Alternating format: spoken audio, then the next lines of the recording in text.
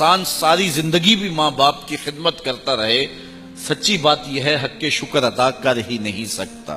ایک شخص نے اپنی ماں کو اپنے کندھوں پہ اٹھا کر کے جو ہے وہ ایک لمبی مسافت طے کی، اور بعد میں حضور کی خدمت میں عرض کی کہ حضور میں 2 فرسخ چل کے آیا ہوں، اتنی گرمی میں اگر گوشت کا ٹکڑا زمین پہ ڈال دیا جائے تو وہ جو ہے وہ پک جائے، اتنی گرمی تھی، اور میں اپنی ماں کو کندھوں پہ اٹھا کر کے لایا ہوں۔ 2 فرسخ ہمارے دور کے 9 کلومیٹر بنتے ہیں، تو اس نے کہا اتنا سفر ماں کو کندھوں پہ اٹھا کر کے لایا ہوں، تو کیا میں نے ماں کے احسانات کا بدلہ دے دیا ہے؟ تو حضور علیہ السلام نے فرمایا تو ابھی اس کی ایک مسکراہٹ کا بدلہ دے سکا ہے۔ ماں ہنس کے جب دیکھ لے تو وہ جو راحت سینے میں اترتی ہے اس کا ہی بدل نہیں ہے۔ ساری زندگی انسان لگا رہے تو ماں باپ کے حقوق کی ادائیگی نہیں ہو سکتی، لیکن اس کے باوجود ماں باپ کا شکریہ ادا کرنا یہ اولاد کی ذمہ داری ہے۔ فرمایا میرا شکر مان اور اپنے والدین کا شکر مان۔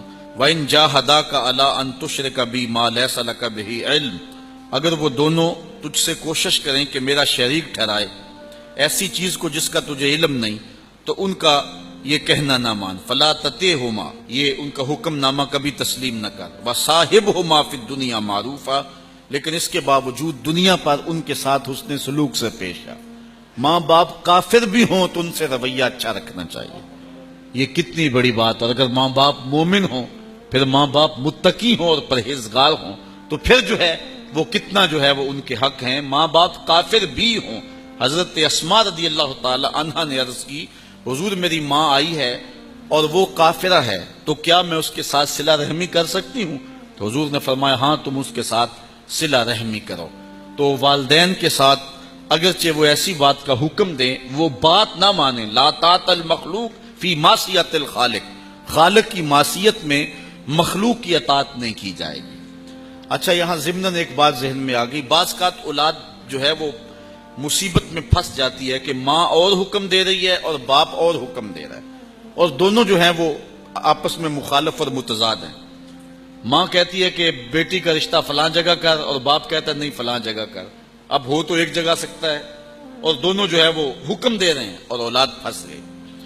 علماء فرماتے ہیں کہ پہلے تو ماں باپ کو ہی چاہیے کہ اولاد کو مشقت میں نہ ڈالیں، کسی ایسی مشکل میں نہ ڈال دیں کہ ان سے گستاخی ہو جائے۔ ایک بزرگ کہتے ہیں مجھے برابر 30 سال ہو گئے ہیں، میں نے اپنی اولاد کو کبھی صریح حکم نہیں دیا، ان کو اشارے کنائے سے کہتا ہوں کہ وہ سمجھ جائیں اور کام کر دیں۔ میں نے صراحتاً مخاطب کر کے نہیں کہا کہ کہیں وہ انکار نہ کر دیں اور کہیں معروم نہ ہو جائیں، میں نے اس ڈر سے کبھی انہیں حکم ہی نہیں دیا۔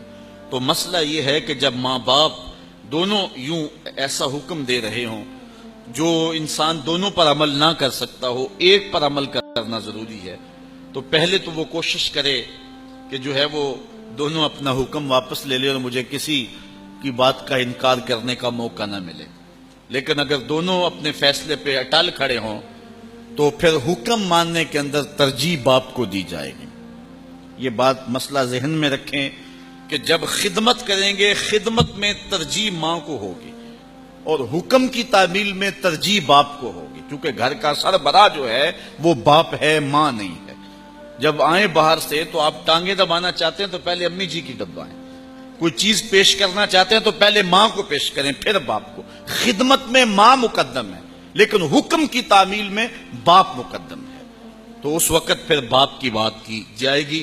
ہاں ماں باپ دونوں یا ان میں سے کوئی ایک ایسا حکم دے رہا ہو کہ جو شریعت بیضاء کی مخالفت میں ہو تو پھر ان کا یہ حکم نہ مانے، لیکن جو ہے وہ ان کی توہین اور ان کی تذلیل پھر بھی نہ کی جائے، ان کے ساتھ جو ہے وہ حسن سلوک سے پیش آیا جائے۔